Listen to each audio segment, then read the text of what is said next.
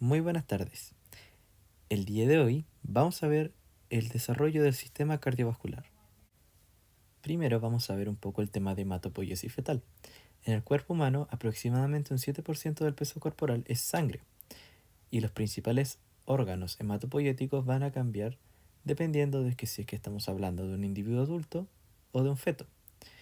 Así, podemos encontrar en el adulto que los principales órganos hematopoyéticos son la médula ósea, el timo y los ganglios linfáticos, mientras que en el feto se destaca el saco vitelino, el hígado y el vaso, quien va a complementar la función del hígado hacia la mitad del embarazo en adelante.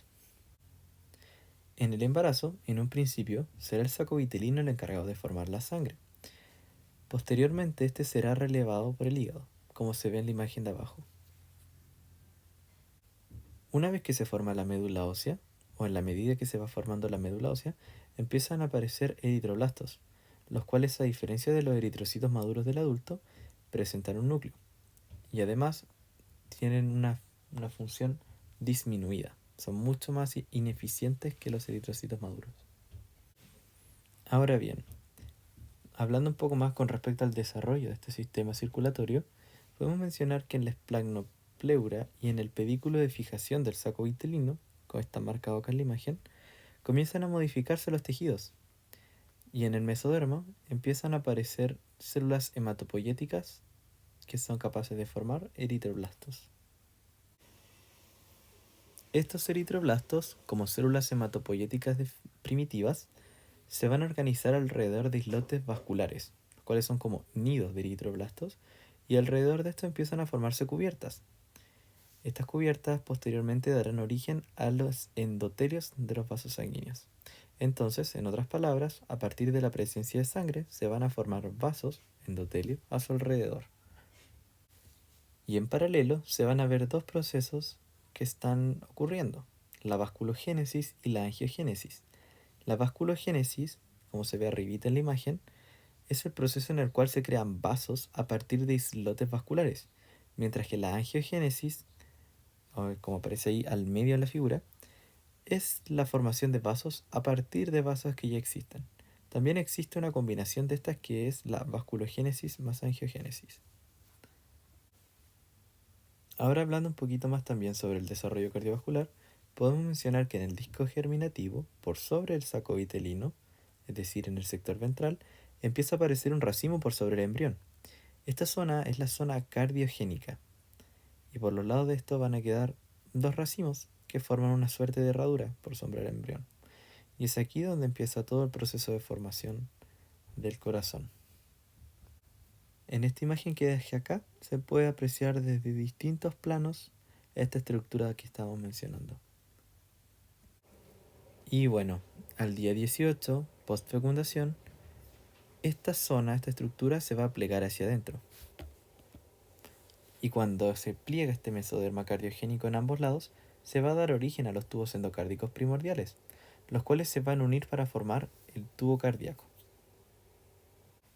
En esta imagen tenemos otra visión sobre cómo se van fusionando los tubos endocárdicos primitivos para formar las paredes del tubo cardíaco propiamente tal.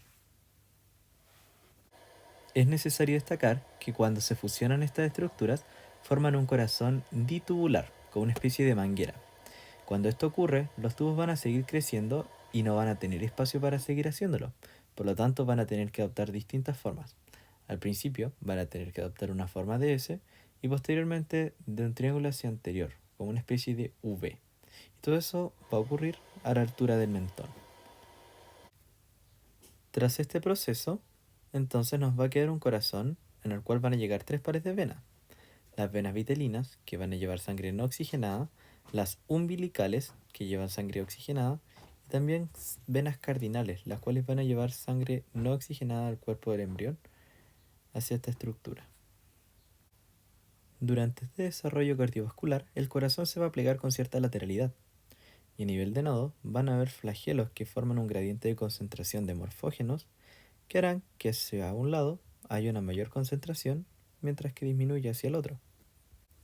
Y es por este proceso entonces que se va a formar también una curvatura en el corazón, la cual va a depender de las proteínas que determinen distintos patrones. Por ejemplo, la proteína nodal va a determinar el patrón hacia la derecha, mientras que el LEFT2 hacia la izquierda.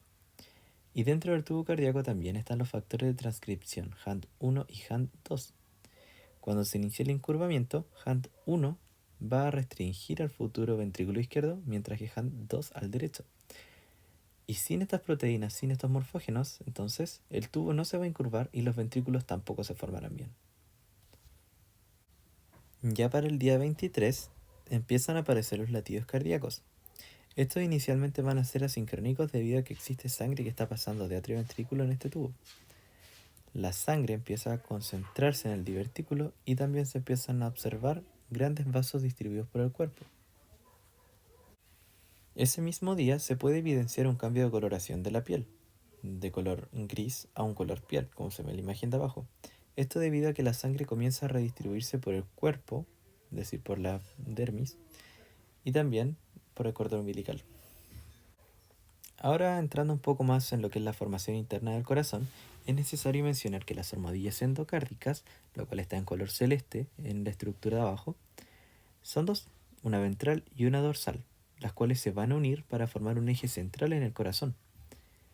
Estas van a dar una forma propiamente tal al corazón y se forman derivadas de las células de la cresta neural, que estaban en la zona de la nuca, y que migran a través de arcos faringios, llegando a través del sistema troncoconal para acumularse y formar así estas hormonillas endocárdicas. Las células de la cresta neural de las hormonillas van a migrar hacia las valvas, en este caso las flechas Bourdais, de las válvulas cardíacas. Ahora bien, para que todo esto ocurra, es decir, se formen las hormonillas endocárdicas, actúan varios factores de transcripción. Por ejemplo, las células del miocardio van a producir TGF-B3, que hace que las células del endocardio se desprendan y entren en la gelatina cardíaca, rica en ácido hialurónico, la cual va a formar caminos para que las células puedan migrar. Así, se dice que estas experimentan una transformación epitelio-mesenquimatosa. Ahora, entrando de lleno con la formación de otras estructuras cardíacas, vamos a hablar con respecto a la formación de ventrículos. Estos se van a originar como una proyección de tejido digitiforme que comienza a elevarse entre los dos lados del ventrículo, formando una especie de tabique preliminarmente llamado septum interventricular, como se ve en la imagen. Estas células se proyectan hacia las almohadillas endocárdicas y tienen una tendencia a juntarse con esta estructura, pero mientras todavía no se unen, van a estar separadas por un agujero denominado foramen interventricular, como se ve en la imagen también. Y con respecto a la formación de los atrios, vemos que se va a formar un tabique de la parte dorsal del corazón, es decir, arribita, y esa va a descender hacia las almohadillas endocárdicas. El problema que se genera ahí es que estos tabiques que se forman no llegan a las almohadillas endocárdicas, se quedan cortas. Esto porque posee un crecimiento limitado. Entonces, este primer tabique va a recibir el nombre de septum primum. Para tratar de solucionar ese problema, entonces se genera un segundo tabique que se llama septum secundum. Estos dos se van a traslapar, dejando otra abertura entre ellas todavía. Y esta abertura se va a denominar el foramen oval, el cual va a producir una especie de cortocircuito sanguíneo. También, en este mismo periodo, se va a formar otro septum, el cual se va a llamar el septum spurium. Este se va a formar en respuesta a la gran cantidad de presión que le llega a las paredes cardíacas, las cuales todavía son débiles, y va a ayudar a amortiguar un poco toda esta fuerza con la que llega. En paralelo, entre el día 27 y el 37, a nivel del atrio izquierdo va a penetrar una vena pulmonar, la cual va a llevar sangre a los pulmones en desarrollo. Esta rama se va a dividir dicotómicamente hasta crear 4, y también va a crear la posibilidad de tener una circulación secundaria, la cual es inexistente, sin embargo, va a tener un rol importante en cuanto a la nutrición de este tejido. Ahora bien, con respecto a los arcos faringios, y avanzando un poco también en este tema, vamos a encontrar vueltas que va dando el arco aórtico. Posteriormente, estos arcos se van a obliterar, o por lo menos una gran parte de ellos, y los remanentes van a quedar como ligamentos de anclaje. mientras que otros van a formar la arteria aorta propiamente tal, como se ve en este esquema. Ahora bien, es importante destacar, en cuanto a flujo sanguíneo, que la circulación a partir del día 23 funciona con un flujo invertido. La circulación arterial funciona con sangre no oxigenada, mientras que la circulación venosa va a tener sangre oxigenada. Y además, para la circulación adulta es necesario separar la circulación de la arteria aorta de la arteria pulmonar. Por lo tanto, es necesario la formación de un tabique aórtico pulmonar en espiral que separe ambas circulaciones. En esta imagen podemos ver cómo se va separando la circulación de la arteria aorta de la circulación de la arteria pulmonar mediante este tabique. La imagen se ve de abajo hacia arriba o de derecha a izquierda, dependiendo de cómo tengan el celular.